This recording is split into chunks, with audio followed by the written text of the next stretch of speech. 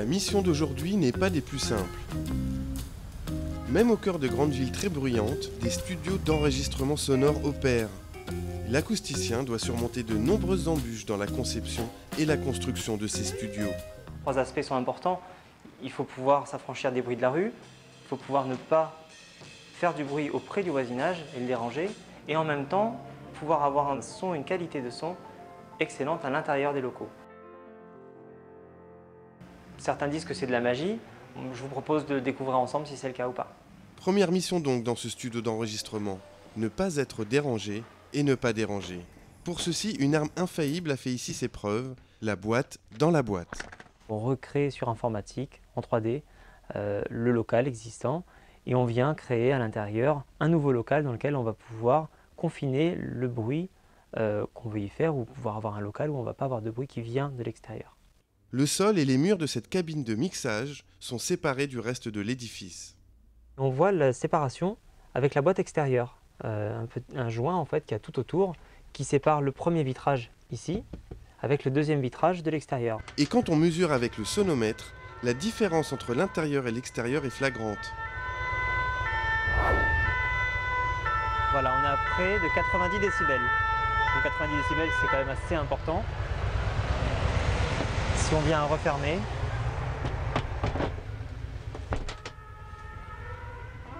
et ici, à l'intérieur, on est aux alentours des 30 décibels. Mais il faut aussi s'isoler entre les cabines. Dans une cabine de mixage, on a aussi besoin de voir la cabine d'enregistrement pour voir les musiciens en train de jouer. Et donc on a des vitrages. Là aussi, on peut voir qu'on a une séparation de la boîte dans la boîte. Normalement, si je viens à crier de ce côté-là, de l'autre côté, on ne devrait pas m'entendre. Est-ce que vous m'entendez ? Aucun son ne traverse, même les plus bruyants.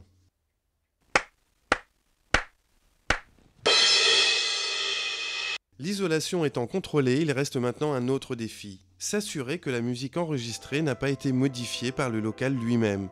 Pour ceci, l'acousticien dispose de plusieurs possibilités de traitement, sous forme de matériaux à placer sur les parois, afin de rendre la cabine ni sourde, ni réverbérante, mais juste neutre. On a de ce côté-là, par exemple, ce qu'on appelle des bass traps, des absorbeurs en fait, qui vont venir capturer, là pour le coup, des basses fréquences. On va avoir ici des diffuseurs qui vont en fait permettre de diffuser le son de manière homogène. Typiquement, le son ne va pas taper contre le mur et se refléter de la même façon. Il va taper le diffuseur et s'exploser, en fait, partir dans toutes les directions en même temps.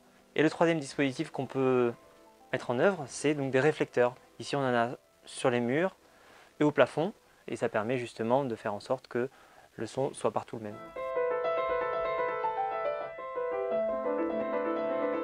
Toutes les techniques qu'on vient de voir, aussi bien l'isolement que la correction acoustique, elles sont applicables dans la vie de tous les jours.